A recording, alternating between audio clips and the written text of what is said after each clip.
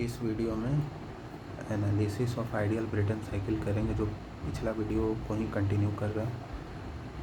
तो इसमें अब अलग अलग पार्ट्स का एनालिसिस करेंगे। जैसे पहला पार्ट है कंप्रेसर। तो कंप्रेसर में क्या होता है, रिवर्सिबल एडियाबैटिक कंप्रेशन प्रोसेस होता है। तो ये कंप्रेसर क्या है, एक ओपन सिस्टम है, ठीक है। यहाँ पे कंप्रेसर है तो रिवर्सिबल एडियाबैटिक प्रोसेस होगा यहाँ पे। तो ये चूँकि यहाँ पे आइडियल गैस हम जो गैस पावर साइकिल है उसमें आइडियल गैस हम मान के चल रहे हैं, आइडियल गैस ही पूरा सर्कुलेट कर रहा है। एयर ही मान के चल रहे हैं कि एयर है, उसके अंदर एयर सब्सटेंस है, सब्सटेंस के तौर पे एयर हम ले रहे हैं उसमें। तो यहाँ पर एयर का कंप्रेशन होगा। तो पीवी का power gamma equal to constant, और गामा यहाँ क्या है, एडियाबैटिक इंडेक्स। तो गामा क्या होता है, सीपी बाई सीडी, और सीपी होता है R gamma by gamma minus one, CV R by gamma minus one. और value of gamma depends upon gas. जैसे मोनो एटॉमिक के लिए गामा 1.66 है, डाई एटॉमिक के लिए 1.4 है, पॉली एटॉमिक के लिए 1.3 है। तो हम 1 से 2 प्रोसेस में जा रहे हैं, यानी कंप्रेशन कर रहे हैं। तो P1 V1 का पावर गामा और P2 V2 का पावर गामा आपस में बराबर होगा।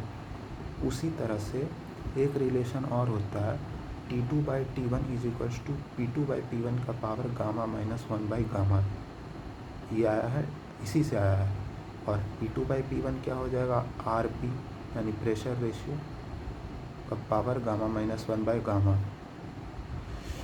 और एक रिलेशन आएगा, TV का power gamma minus 1 equal to constant. Basically 3 relation होता है, PV का power gamma is equals to constant, TP का power gamma minus 1 by gamma equals to constant, TV का power gamma minus 1 equals to constant. तो इससे ये आया, इससे ये आया, और T2 by T1 equal to V1 by V2 का पावर गामा माइनस 1, इससे आया। मेन इम्पॉर्टेंट रिलेशन ये वाला है, ए, इसको इक्वेशन ए दे दिए। अब जो है हम 1 से 2 कंप्रेसर के इनलेट और कंप्रेसर के एग्जिट में हम स्टेडी फ्लो एनर्जी इक्वेशन अगर लगाएं, तो m.H1 plus C1 square by 2000 plus GZ1 by 1000 plus Q12 और mH2 plus C2 square by 2000 GZ2 plus by 1000 minus का W12। ये माइनस क्या, क्यों हम डालें माइनस, माइनस मीन्स हम वर्क इनपुट दे रहे हैं कंप्रेसर को, इसलिए हमने यहाँ माइनस डाला। अब चूँकि रिवर्सिबल एडियाबैटिक प्रोसेस है तो Q 0 हो गया। हमने पहले ही एज्यूम कर रखा है कि कोई काइनेटिक एनर्जी में कोई चेंज नहीं होगा, कोई पोटेंशियल एनर्जी में कोई चेंज नहीं होगा। No change in kinetic and potential energy is 0। तो यहाँ से C1 स्क्वायर बाई 2000 और C2 स्क्वायर बाई 2000 ये दोनों चला गया, और GZ1 बाई 1000 और GZ2 बाई 1000 ये पोटेंशियल एनर्जी का चेंज 0 हो गया, काइनेटिक एनर्जी का भी चेंज 0 हो गया। तो बचता क्या है, कंप्रेसर में जो वर्क इनपुट होगा वो m.H2 माइनस H1 के बराबर होगा। हाँ, और चूँकि यहाँ पर जो है एयर है, और एयर क्या है, एक आइडियल गैस है। तो आइडियल गैस के लिए H क्या होता है, CP/dT। जो मेरा DH होता है आइडियल गैस के लिए, वो होता है CP/dT, और डेल्टा H लिखे तो CP∆T। तो वही work done by compressor m.Cp air का T2 माइनस T1, या फिर m डॉट को हटा दें अगर, ये क्या है, basically work per unit mass है, वर्क पर यूनिट टाइम है, ठीक है। तो ये पावर बता रहा है मेरे। ये डॉट लगाने का मतलब बेसिकली क्या है, पर unit time, mass per unit time, work per unit time. तो यहाँ से अगर डॉट डॉट दोनों तरफ से हटा दें, और तो ये आ जाएगा CPA, और ये m.A को इस साइड कर दें तो ये हो जाएगा CPA into T2 minus T1। तो W यहाँ पर WC का यूनिट क्या होगा, यहाँ पे W.C का यूनिट किलो वाट है, क्योंकि ये किलो जूल पर सेकेंड है। लेकिन यहाँ पर ये WC का यूनिट क्या हो जाएगा, क्योंकि m.A को इस साइड किया गया और डॉट डॉट तो हटा ही दिया गया दोनों साइड से, तो ये हो जाएगा किलो जूल पर kg। अब रेट ऑफ कंप्रेशन वर्क, तो अब यहाँ पे एक, जैसे हमने स्टेडी फ्लो एनर्जी इक्वेशन लगा के लाया, हम एडियाबैटिक प्रोसेस से भी ला सकते हैं same cheese. Work done in adiabatic process जो हमें पता है वो लगा सकते हैं, क्योंकि आइडियल गैस है, ठीक है। तो वो लगाएंगे वर्क डन बाय कंप्रेशन। तो P1 V1 minus P2 V2 by gamma minus 1।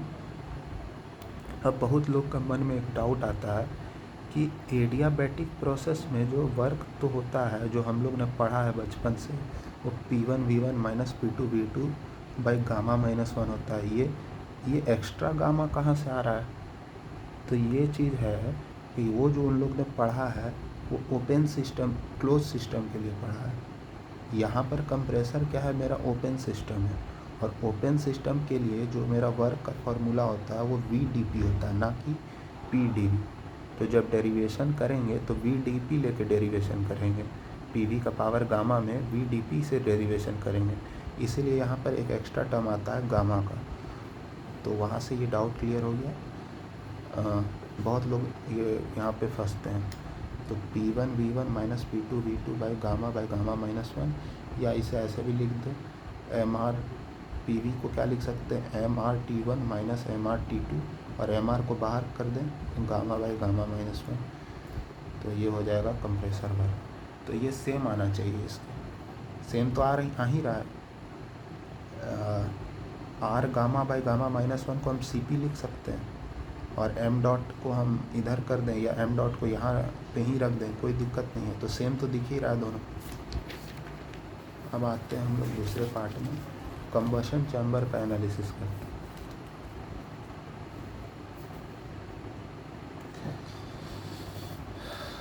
Combustion chamber में हम लोगों ने बाहर से हीट एडिशन किया था, m.f इंटू CV, और मास ऑफ एयर यहाँ से एंटर कर रहा, और यहाँ पे क्या होगा, मास ऑफ एयर और फ्यूल दोनों का मिक्सचर बाहर निकलेगा।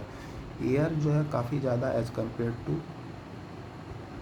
फ्यूल के मुकाबले एयर का जो अमाउंट है वो काफ़ी ज़्यादा है। तो जो यहाँ से निकलेगा Ma प्लस MF, उसमें हम MF को नेगलेक्ट कर सकते हैं, तो Ma होगा। और स्टेडी फ्लो एनर्जी इक्वेशन अगर हम लगाएं यहाँ पे, तो m.A H2 plus Q addition बराबर m.A H3 आ जाएगा, और बाकी सारा टर्म जीरो हो जाएगा, जैसे कि हम पहले भी बोल चुके हैं कि काइनेटिक पोटेंशियल ये सब जीरो हो जाएगा।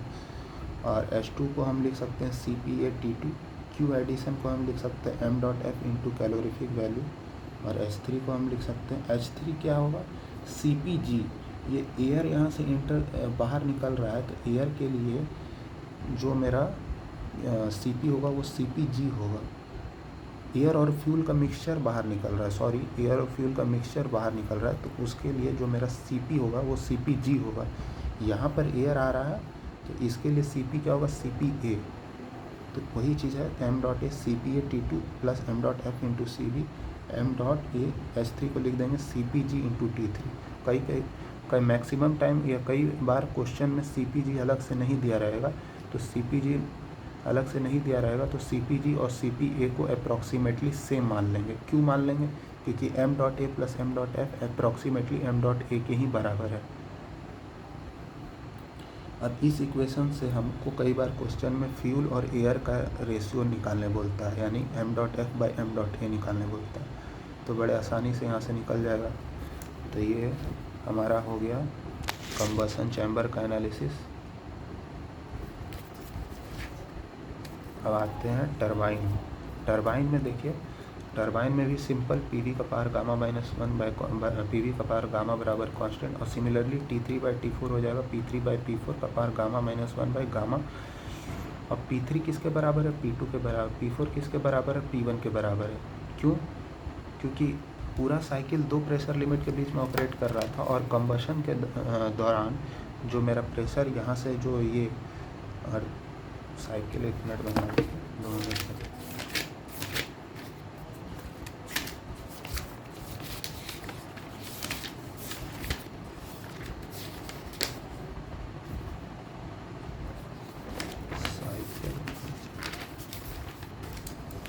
हाँ, तो ऐसे साइकिल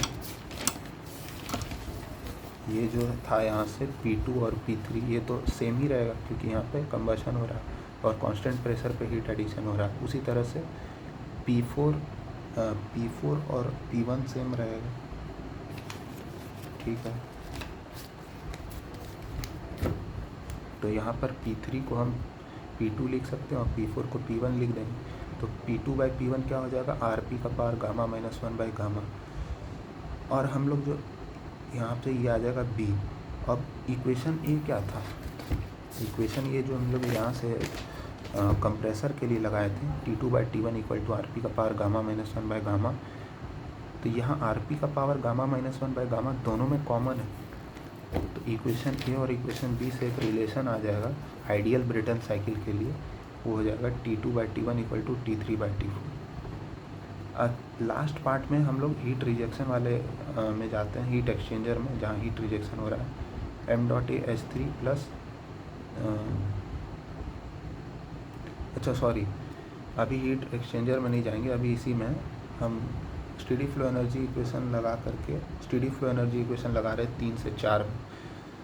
तो m.a/H3 Q reversible adiabatic process है, तो Q तो कुछ होगा नहीं, काइनेटिक एनर्जी, पोटेंशियल एनर्जी, इसमें चेंजेस तो हम जीरो मानते आ रहे हैं। और WT यहाँ पे नेगेटिव नहीं होगा, WT यहाँ पे कुछ मिलेगा आउटपुट, इसीलिए पॉजिटिव लिया गया। तो यहाँ से WT आ जाएगा m.a/H3 - H4, और इसको CpA T3 - T4 भी लिख सकते हैं। सिमिलरली जैसे कंप्रेशन में एनालिसिस किए थे, उसी तरह यहाँ पे कंप्रेसर में जैसे एनालिसिस किए थे उसी तरह टरबाइन में भी करेंगे। और सेम हम यहाँ पे ये भी लगा सकते P4 गामा/गामा-1। और हीट एक्सचेंजर में आते हैं, कांस्टेंट प्रेशर पे यहाँ हीट रिजेक्शन हो रहा है, तो यहाँ से आ जाएगा m.a/H4 माइनस Q रिजेक्शन बराबर m.a/H1। तो यहाँ से Q रिजेक्शन हमको मिल जाएगा m.a/H4 - H1, और H4 को हम Cp∆T लिख सकते हैं क्योंकि आइडियल गैस है। तो यहाँ से Q रिजेक्शन निकल आ जाएगा Cpa T4 - T4। अब हम आते हैं efficiency of ideal Brayton cycle के ऊपर। तो एफिशिएंसी क्या हो जाएगा, आउटपुट बाय इनपुट, आउटपुट में वर्क आउटपुट और इनपुट में Q एडेड। तो यहाँ पर फर्स्ट लॉ के हिसाब से W नेट क्या हो जाएगा, Q added minus Q rejected. ऐसे खोल करके लिख देंगे तो 1 - Q rejected by Q added. Q rejection हम लोग कितना निकाले हैं यहाँ पर, Q रिजेक्शन हम लोग ने यहाँ कितना निकाला है m.a/H4 - H1, और Q एडिशन कितना आया था, Q एडिशन यहाँ से आ जाएगा m.a/H3 - H2, ठीक है।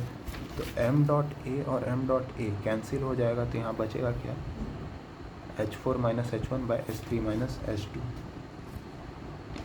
ठीक है।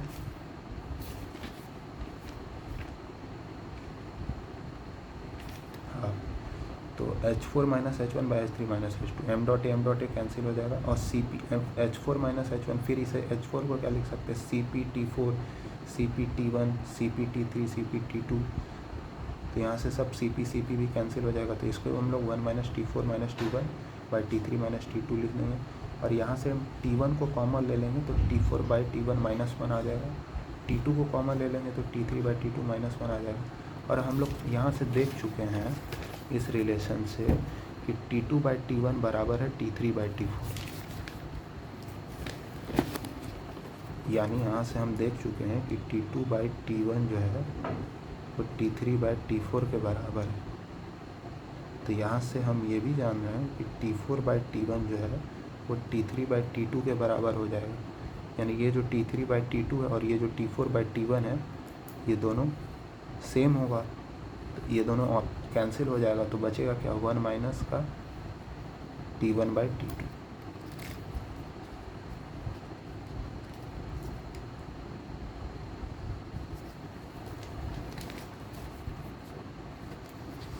हाँ, तो ये 1 माइनस ये कैंसिल हो गया, तो ये क्या बचेगा, 1 माइनस का T1/T2, ठीक है। तो और इसे हम ऐसे भी लिख सकते हैं, ये आ गया आइडियल ब्रेटन साइकिल का एफिशिएंसी। इसे हम लोग ऐसे भी लिख सकते हैं 1 - T2/T1, और T2/T1 क्या हो जाएगा, RP का पावर गामा माइनस 1/गामा। तो ये काफ़ी इंपॉर्टेंट फार्मूला और इसको याद रखना है। हाँ, तो यहाँ पर जो एफिशिएंसी आया एयर स्टैंडर्ड एफिशिएंसी जो आया ब्रेटन साइकिल का वो किसका किसका फंक्शन है, आरपी और गामा का फंक्शन। तो इसका ग्राफ कैसे बनेगा, एफिशिएंसी और आरपी का ग्राफ कैसा बन रहा है।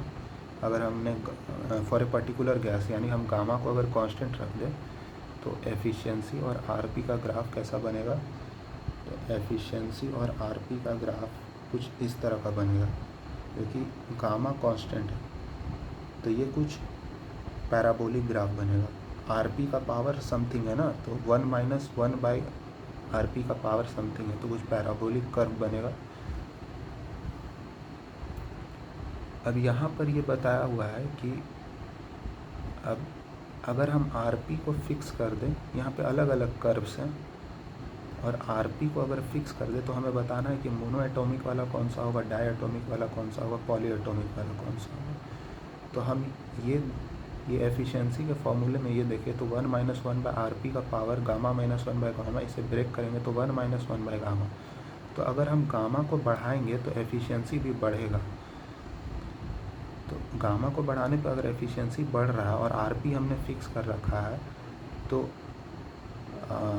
एफिशिएंसी गामा को बढ़ाने पर अगर एफिशिएंसी बढ़ रहा है तो ये वाला जो ग्राफ है इसका एफिशिएंसी सबसे ज़्यादा है, तो ये तो हमारा मोनो एटॉमिक के कोरेस्पॉन्डिंग हो जाएगा 1.66, और ये वाला इस वाले का सबसे कम है तो ये हो जाएगा पॉली एटॉमिक का 1.33, और ये बीच में है इसका एफिशिएंसी तो ये 1.4।